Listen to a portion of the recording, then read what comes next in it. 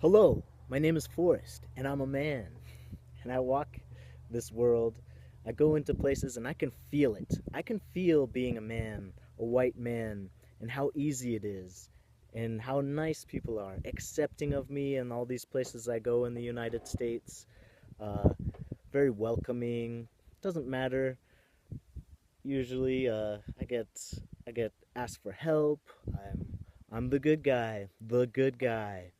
It's easy.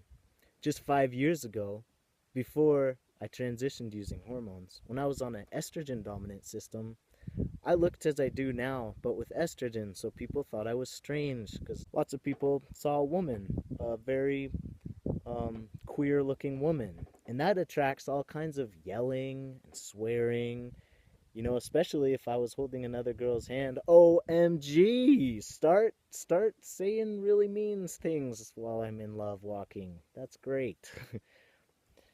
So I walk this line. I know these things. I know these things. I feel these things. Felt the hatred of strangers just because they saw something different. Once I was followed after I got off the bus. I was by myself and people called me it. They're like, "What is it doing? What are you, huh? It? We're gonna beat it up." That was to me, little sweet me. That hasn't happened for a while. Life is easy now. You know, it's disturbing, and one thing when you're transgender, you can see how much falseness is represented on the outside of people. You can look at anyone and you know that people are dealing with certain things about themselves that they're trying to accept. We get a random assortment of genes, genetics, and chemicals, biochemistry happening inside that create these outside shells. It feels like a costume. It really does. It feels like it doesn't for most people it doesn't fully represent. But we do our best. We take our time accepting things, changing things, working with things, working against things, and learning. And I'm a really nice person. I'm a really nice person because of the struggle I had. And because I'm nice and because I'm a man, I go places now and people just think, what a nice guy, what an exceptionally nice guy. He's probably really religious. And I'm really trans. And really religious people are nice to me. And if they had met me 5 years ago, they would be less nice to me. Or, there would be tension, conversation, and perhaps blind hatred. Well, I shouldn't say that. But what I should say is that we are compassionate people living living this way. A lot of what held me back from transition was me, because when you're transgender, you know that it's a little bit different from everybody else's reality, and you question if it's really a real thing. That held me back. Like, am I really allowed to transition? What are the consequences? Isn't this complicated? Isn't this unnatural? Isn't this kind of strange? I mean, maybe I'm crazy. Maybe I'm crazy. Maybe I'm crazy.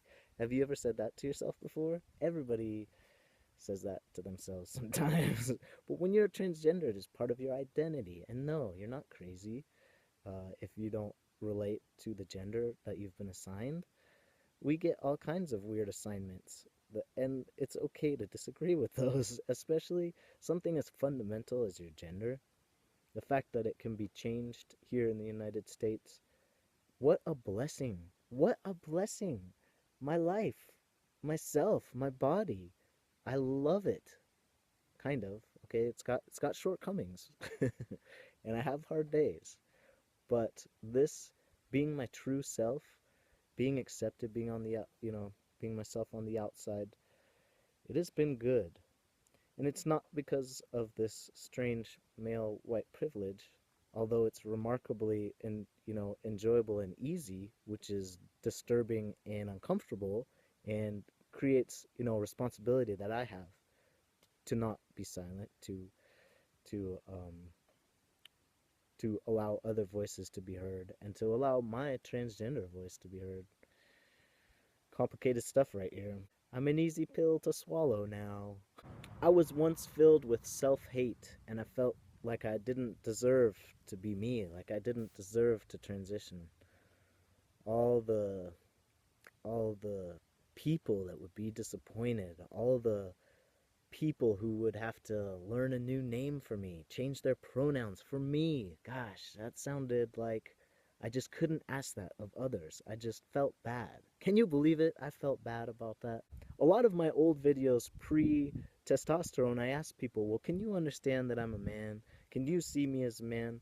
And sometimes people could, and sometimes people couldn't. The reactions of friends and family around you, some of them have such trouble with the name change or the pronoun change.